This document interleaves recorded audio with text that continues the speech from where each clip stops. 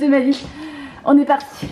21 juin 2020, je quitte ma petite Normandie pour aller tourner dans le sud de la France. Près de 900 km à parcourir, 8 heures de train, c'est long. Le point culminant du voyage, c'est bien sûr le passage à la capitale, Paris. Paris, ville aux mille merveilles, ville classée comme l'une des plus romantiques du monde, si on exclut la pollution, l'odeur de pisse latente. Non, c'est une très belle ville, Paris, c'est... Ne tapez pas s'il vous plaît. Et j'arrive à Montpellier, en pleine nuit. Non, c'est faux. C'est une lampe. Lampe. Chambre d'hôtel. Et sa petite kitchenette. Et sa salle de bain. Et sa porte. Sa poubelle Dark Vador. Je suis ton père. Ses lampes de toute beauté. Ok, stop, merci. Voilà, on met le petit pupion. Alors voilà, avant d'en arriver là, il s'est passé énormément de choses. Parce qu'un clip, figurez-vous que ça se fait pas du jour au lendemain. Donc préparez-vous à remonter le temps. Un petit retour en arrière s'impose.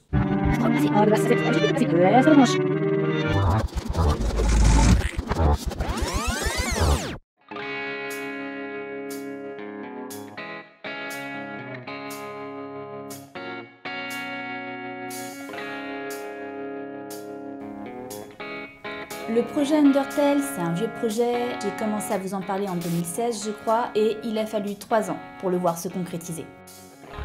Parce que j'ai eu beaucoup de difficultés à monter le projet, tout au long du parcours, ça a été un véritable parcours du combattant. La première étape, quand tu t'attelles à ce type de projet, et l'étape qui a été la plus compliquée pour moi, c'est de s'entourer de gens compétents dans leur domaine. Au niveau musical, déjà, parce que je voulais travailler sur une chanson qui soit véritablement dans mes goûts musicaux. Le rock, le métal, c'est un peu has-been.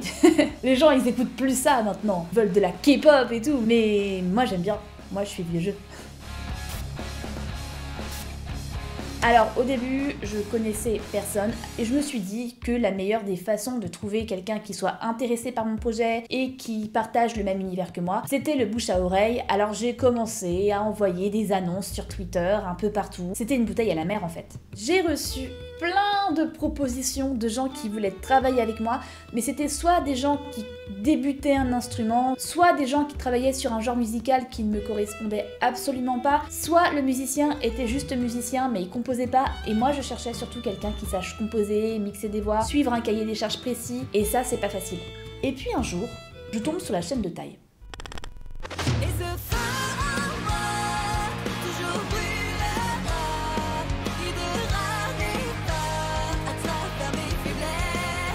Et là je me dis, c'est obligé, il faut que je travaille avec lui, avec Starry Sky. Il faut qu'on travaille ensemble sur ce projet. J'ai adoré son travail, j'ai adoré ses compositions. Ty, c'est le compositeur et le leader du groupe Starry Sky. Je m'élever au-dessus des hommes, sortir de la caverne, pas voir que les ombres. Il y a aussi Sacha au chant. Neku à la basse. Logan à la guitare. Et Yuki à la batterie. Je mettrai leur chaîne dans la description. Donc je tombe littéralement amoureuse de leur composition et je contacte Tai.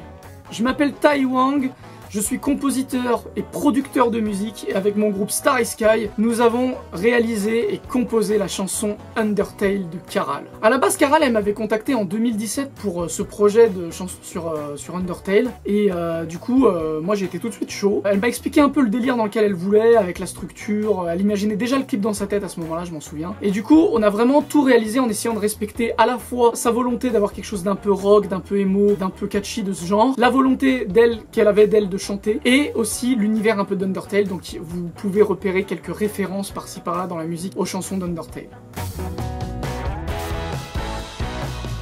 Au moment où je tourne le making of, j'ai pas encore lu les commentaires, mais je m'attends clairement à des réactions comme « Ouais, j'ai pas compris, les paroles elles ne veulent rien dire, ça n'a pas de sens ». À première vue, oui. Quand je me suis attelée à l'écriture des paroles, je voulais pas vous raconter juste une histoire bateau, avec des paroles bateau, du genre Je suis triste et je tombe et voilà, et voici Cara qui m'attend. Attention, suspense les méchants. Parce que c'est nul. C'est nul. Je voulais faire en sorte que les paroles soient un peu dans la même mouvance que le jeu Undertale, c'est-à-dire que la première fois que tu les écoutes, tu comprends rien. La première fois que tu joues à Undertale, t'es là, tu comprends pas, t'es dans un monde avec des monstres, et plus tu progresses, plus tu réfléchis, plus tu cherches, plus tu découvres des choses un peu secrètes, des easter eggs. C'est la même chose pour les paroles. Il y a des références au jeu dans presque chaque ligne. Et les lignes de mon histoire tracent à l'encre de ton sang.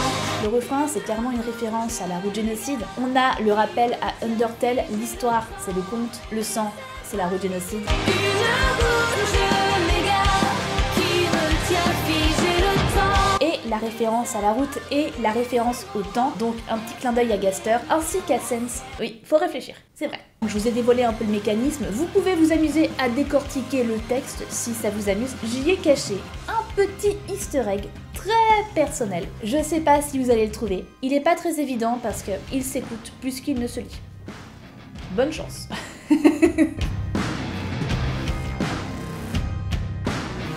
Oh, l'enregistrement de la chanson. Waouh. Alors, ça a clairement été l'une des étapes les plus compliquées. Alors, il faut que je vous explique, on va repartir sur des bases. Je ne suis pas quelqu'un de très serein socialement. J'ai peur des gens. Je ne suis pas bien en présence d'autres êtres humains. Les humains me terrifient. Ce qui me conduit toujours à dire ou à faire des trucs stupides. Parce que, je sais pas pourquoi, ma seule réponse au fait que je me sente mal à l'aise avec des gens, c'est de faire des blagues. Je fais des blagues. Mais je fais des blagues dans les pires moments ever. Et du coup, je me ridiculise. Les gens me prennent pour une folle. Ils me mettent une pancarte folle.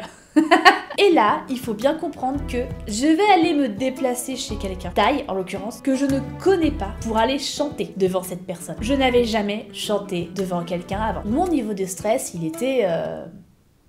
Bah, il était là, là-haut. Là-haut, il était là-haut. Globalement, la chanson a été réalisée assez vite, je l'ai composée assez vite et ensuite on a fait une session d'enregistrement à la maison. Caral est venue enregistrer ses voix à la maison, on l'a coachée pour qu'elle donne vraiment le meilleur d'elle-même. Je dois dire qu'elle s'est vraiment très bien démerdée, elle n'a pas du tout de honte à avoir sur sa voix puisque ça a été très bien fait. Et derrière, il y a eu toute l'étape de mixage que j'ai dû réaliser en post, mais ça, c'est normal. Donc en 2017, je vais chez Taille pour chanter. Mais c'est si vieux, j'avais encore les cheveux longs, c'est n'importe quoi. J'ai chanté mes parties, mes couplets en premier, ce qui n'est pas du tout aidant quand on a le stress au maximum de ses capacités. Face à l'encre de ton sang, une route où je m'égare, qui retient figé le temps. Alors, qui retient Figé le temps. Ouais, il faut que tu ailles plus lentement, hein. Qui retient figé le temps. Même plus longtemps. Mais cette voix qui dit ces mots, est-ce la mienne ou bien la sienne? J'ai rappé sur la sienne. Mais je pense que là, peut-être tu vas pas être satisfait de ta performance parce Non, que du c'est tout. trop mou. Mais cette voix qui dit ces mots, est-ce la mienne ou bien la sienne? Ça, j'aime bien ça.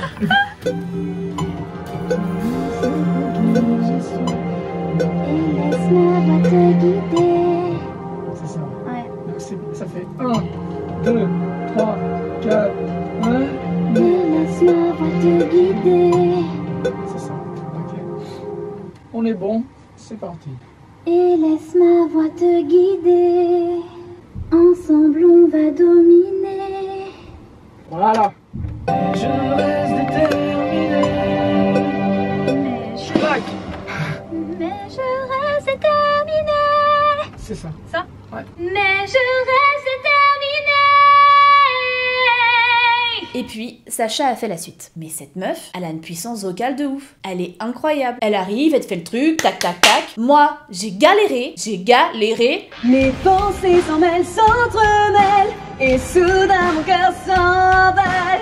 Aussi dans un rêve éternel, je m'abandonne, qu'il vive à mon âme. Sacha, c'est une chanteuse professionnelle. Là où moi, je m'autoproclame chanteuse de salle de bain. Du coup, j'avais peur qu'on entende la différence de niveau sur le clip. J'avais tellement d'appréhension qu'en sortant de la salle d'enregistrement, la première chose que je me suis dite, ça a été bordel, tu vas tout gâcher avec ta voix meuf. Ah, ça va être nul. 50% de la chanson, c'est Sacha dessus, ça va être cool, mais les 50 autres pourcents, ça va être de la merde. Faut que tu le saches. Et finalement, quand j'ai reçu le mix final, donc les voix mixées, etc., bah ça a été. Franchement, c'était cool. Je suis là.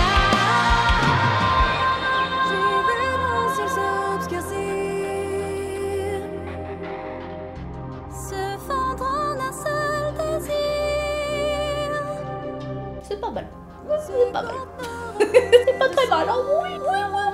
Pendant la session d'enregistrement de Sacha, je pense qu'il faut absolument que j'en parle parce qu'il s'est passé quelque chose de stupéfiant, j'ai envie de vous dire, de très stupéfiant. Il y a eu ce moment. Mes pensées s'en mêlent, s'entremêlent, et soudain mon cœur s'en va. Ah voilà, moi je sais faire des autotunes naturelles, mais je sais pas comment.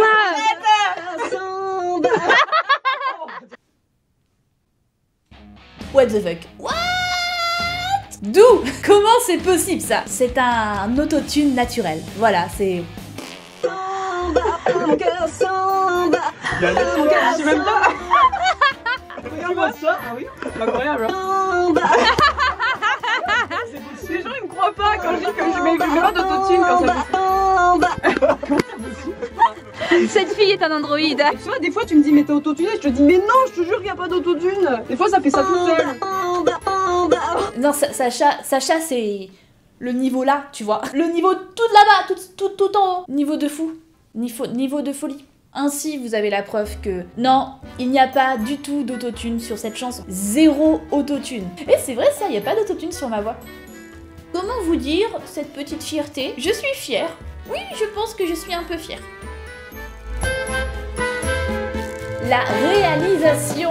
On a les paroles, on a la musique. Maintenant, il faut concocter l'histoire. L'histoire, c'est la première chose que j'ai imaginée. Comment j'allais interpréter le jeu, quels aspects je voulais mettre en avant, etc. Mais il y a deux problèmes qui se sont posés. Problème numéro 1. Il a fallu écrire une histoire qui tienne dans les 4 minutes de la musique. À la base, moi j'avais quoi? J'avais un scénario extrêmement complet. Voilà, ça c'est ma storyboard. Avec mes petits dessins trop mignons. Je voulais que Frisk entre dans la grotte, découvre Toriel, que Toriel l'invite chez elle, et puis on suit la progression de Frisk petit à petit, comme dans le jeu. Mais ça, raconter en 4 minutes, c'est très compliqué. Et ce qui est encore plus compliqué, on y reviendra tout à l'heure, c'est rendre crédible une partie fiction quand tu as des costumes tels que Toriel ou Sense. Mais j'en parlerai après. Problème numéro 2, trouver une équipe de réalisation. Pour les gens qui me suivent depuis très longtemps, depuis que j'ai commencé ma chaîne en 2015, vous savez que je mets un point d'honneur à tout réaliser toute seule. Je passe littéralement ma vie à faire du montage vidéo, à créer mes petits scénarios, à faire mes petits effets spéciaux sur fond vert, etc.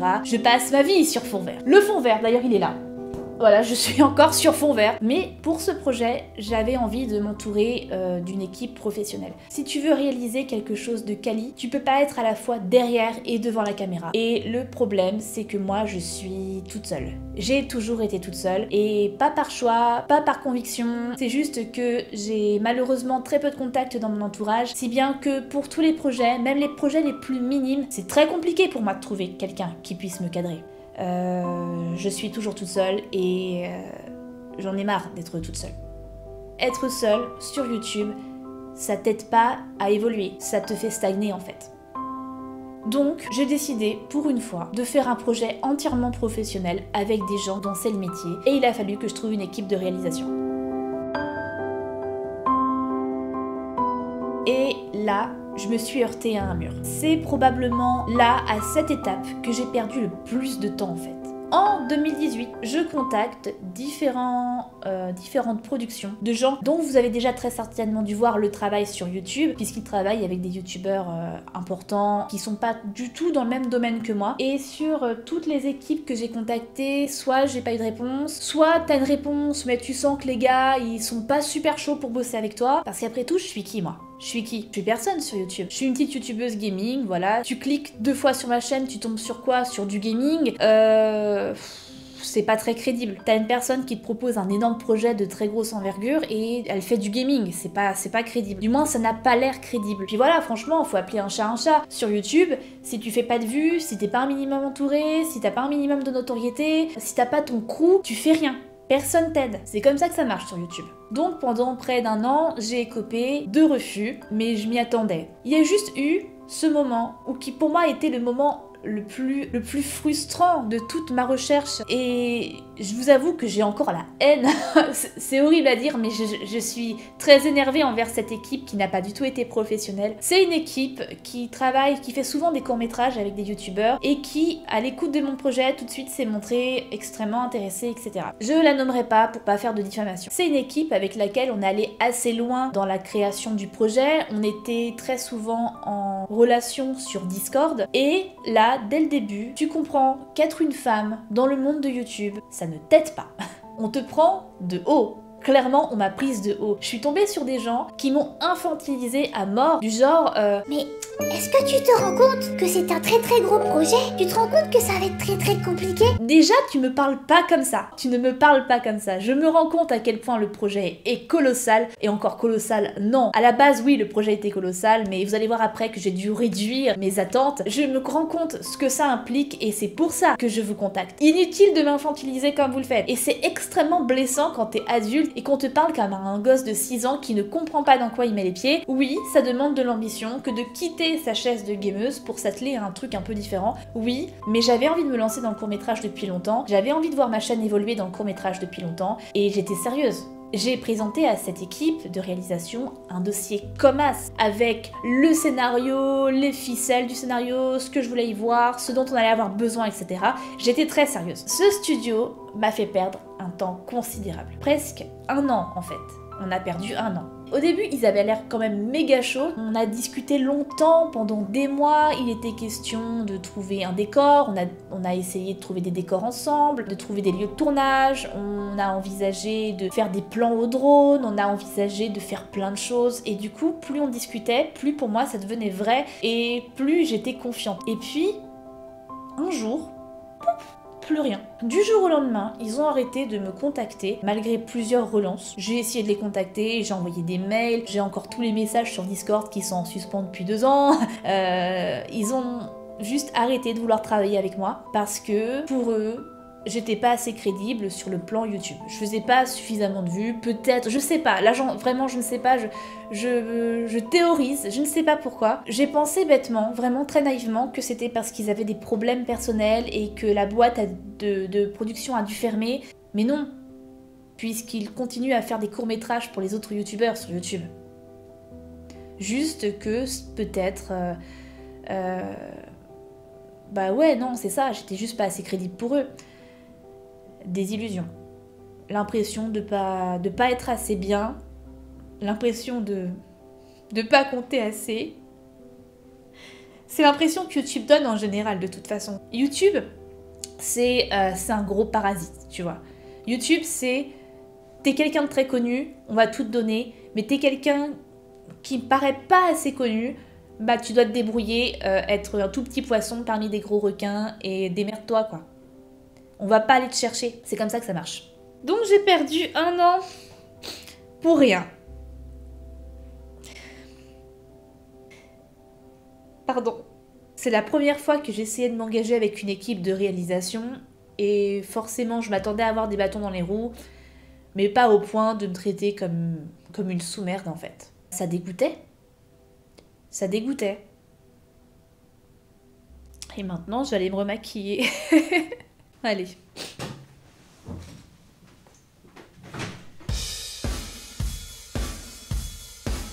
Et puis un jour, je vois ce clip.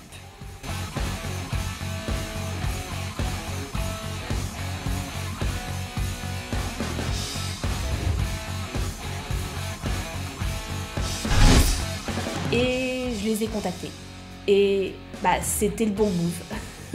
Alors je suis partie à Montpellier pour travailler avec eux. Salut tout le monde, moi je suis Fred, donc je fais partie de Sound Life Prod avec Kevin. J'ai géré la prod exécutive du clip Détermination de Caral, c'est-à-dire le fait de le tourner à Montpellier. Ouais, et moi, donc, c'est Kevin, et j'ai réalisé, et puis j'ai fait le montage du clip, en fait.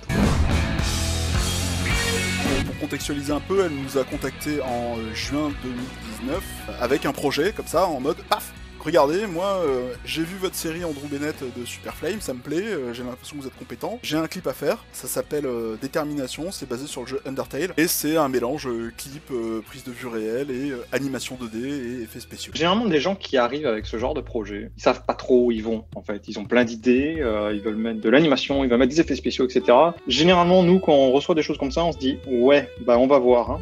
Sauf que là, Caral, elle est arrivée avec une idée vraiment précise, avec un storyboard qu'elle avait plus ou moins animé, c'est-à-dire qu'elle avait fait des dessins, elle avait pris des inspirations vidéo, etc. Elle en a fait un montage sur la musique qui était déjà plus ou moins faite, elle n'était pas encore mixée, etc. Mais elle nous a envoyé sa vidéo en disant voilà, j'aimerais que ça ressemble à ça. Et en fait, d'un coup, même si on connaissait pas le jeu, etc., d'un coup, ça nous a paru vachement clair. Et on s'est dit bon, en fait, oui, carrément, puisqu'elle sait où elle va, elle sait ce qu'elle veut, et on va pas tergiverser pendant des plombes pour trouver des solutions. Surtout qu'en plus, c'est du rock metal, donc toi et moi, c'est vraiment un truc qu'on aime beaucoup. En fait, il y a un truc chez Caral qui était là en pré-prod, en tournage et en post-prod, c'est le fait qu'elle nous a complètement fait confiance et qu'elle nous a donné vraiment la possibilité de nous exprimer artistiquement et techniquement, c'est-à-dire qu'en pré-prod, elle nous a dit voilà, moi je veux faire ça, maintenant c'est vous les pros, c'est vous qui savez ce qu'il nous faut, je vous laisse gérer le matos, je vous laisse gérer vos idées, si vous en avez, vous me dites, si c'est faisable, si c'est pas faisable, on change. Enfin bon, le dialogue a été fluide. Ouais, c'était fluide, d'autant que tout était à distance.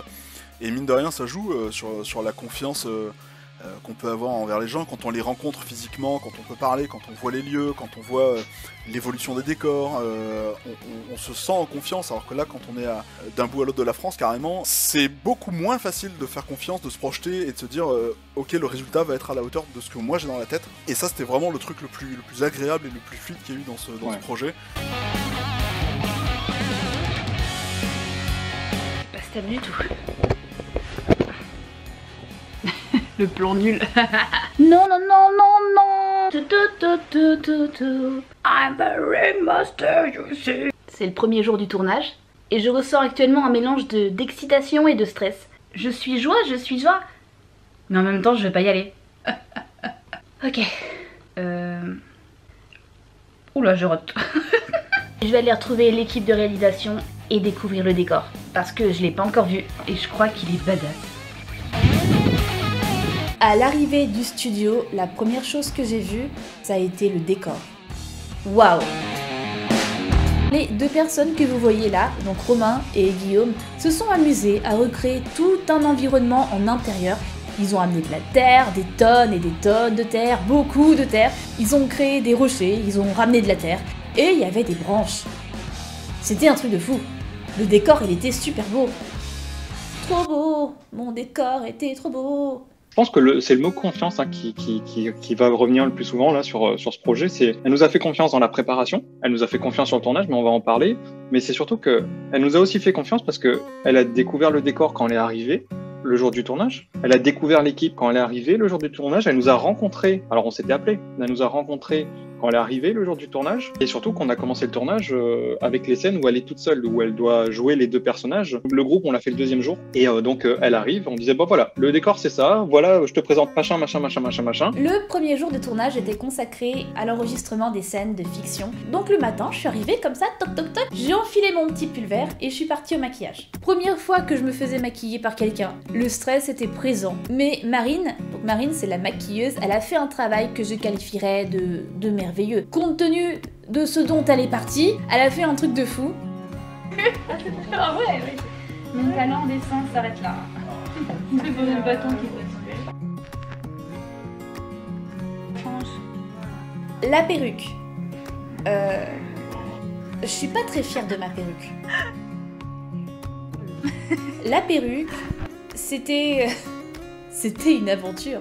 La perruque, c'était quelque chose. Là, j'en suis à la phase où je suis en train de me demander comment je vais faire avec cette perruque. Je l'ai emballée, je l'ai mis dans ma valise, et quand je l'ai défaite pour la remettre, mais je sais pas ce qui s'est passé. Ça rebique comme ça. Genre, on dirait que je sors d'une série des années 60. Elle est la femme parfaite. Et comme toutes les femmes parfaites, elle passe toute sa journée à la maison, en attendant le retour de son mari. Oui, chérie, je t'apporte ta bière tout de suite.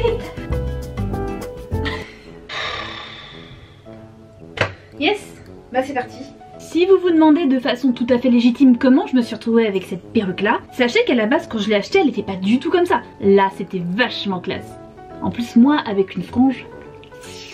Mais non, je ferme la porte quand je fais du bruit. J'aime pas le bruit. Du coup, je me dis voilà, si tu veux faire les choses bien, amène ta perruque chez le coiffeur. Tac tac tac, un coup de ciseau, ils vont savoir gérer. Mais ma coiffeuse elle a pas voulu. Elle a pas voulu couper ma perruque. Parce que ça va niquer mes ciseaux. Bah ouais, mais je comprends bien. Mais regarde-moi maintenant. Regarde-moi. Ça va pas être possible hein. Là j'en suis à la phase où je dois donner un peu de corps à ma perruque avec un fer à lisser et de la laque pour cheveux. Voilà c'est parti. Par contre est-ce que ça brûle les perruques ça?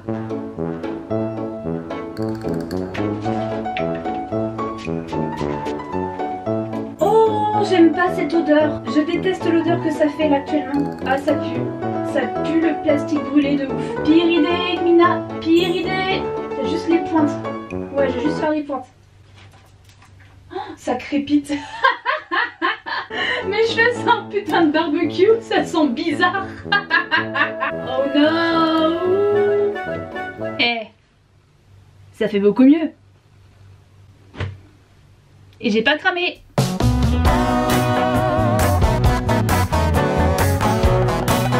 J'ai tourné les premières scènes du clip et on a commencé le tournage par les pires scènes possibles à tourner. Dites-vous que je suis arrivée dans un environnement très anxiogène où je ne connais personne, dans un grand hangar avec un décor de grotte et dans ce décor de grotte, des chaînes disposées par terre.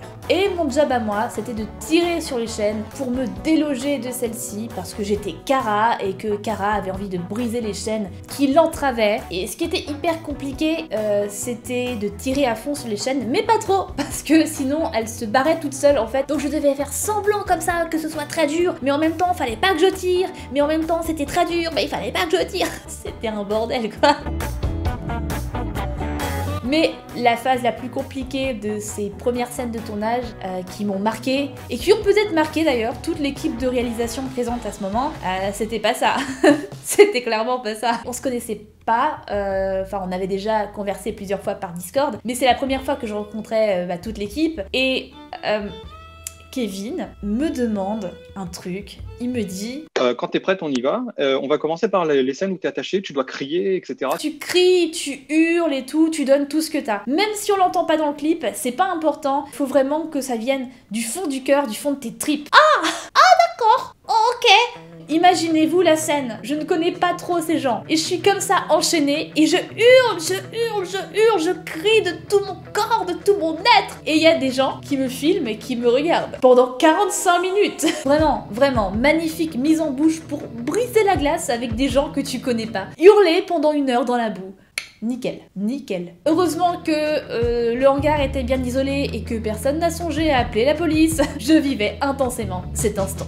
Après, pour continuer sur ces joyeuses heures de souffrance, on a fait la scène où Kara devait taper comme ça sur le miroir pour entrer dans le monde de Frisk. En voyant le clip, tu te dis, bah Kara, elle est en train de taper sur un fond vert. Donc tranquillou, tu vois. Dans la vraie vie, je tape pas sur un fond vert. Dans la vraie vie, je suis en train de taper sur une planche comme as, d'une épaisseur comme ça, avec 2 techniciens qui me tiennent la planche derrière. Donc merci Fred et merci Guillaume, c'était un plaisir total de taper sur votre planche tel un ninja. Au bout de la 30e minute de tapage de poing intense, tu rigoles beaucoup moins. Tu rigoles beaucoup moins parce que ça fait mal. Puis t'as beaucoup moins de motivation. Alors t'es là, t'arrives mollement sur ta planche, tu tapes mollement sur ta planche. Et t'as Kevin qui est là, allez, plus fort, plus fort. Et moi je suis là, ah. Et lui il est là toujours plus fort. Et moi je suis en souffrance, tu vois, je suis en souffrance. Plus fort. Mais frère, je suis au maximum. Tu crois que je fais quoi? On fait pas du catch, on fait un clip. Et le soir, quand je suis rentrée à mon hôtel, j'avais un bleu de la taille d'une pomme sur ma main. J'ai détesté cette planche.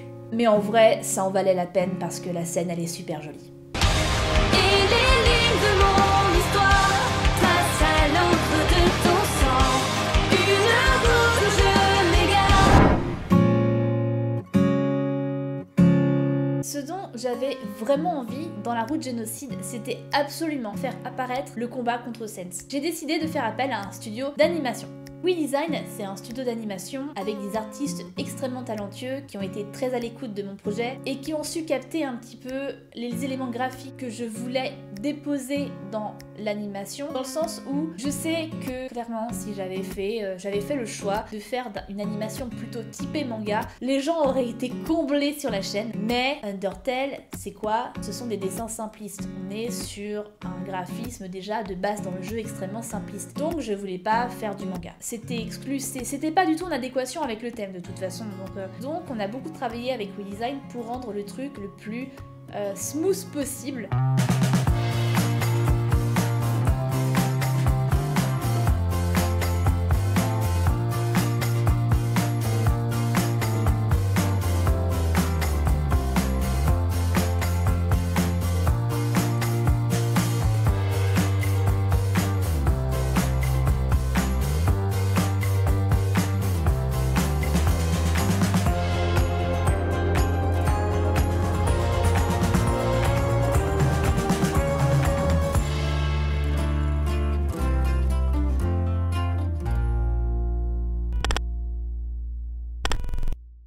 Le deuxième jour, j'accueille le groupe Starry Sky. C'est le jour où on doit tourner les scènes du clip.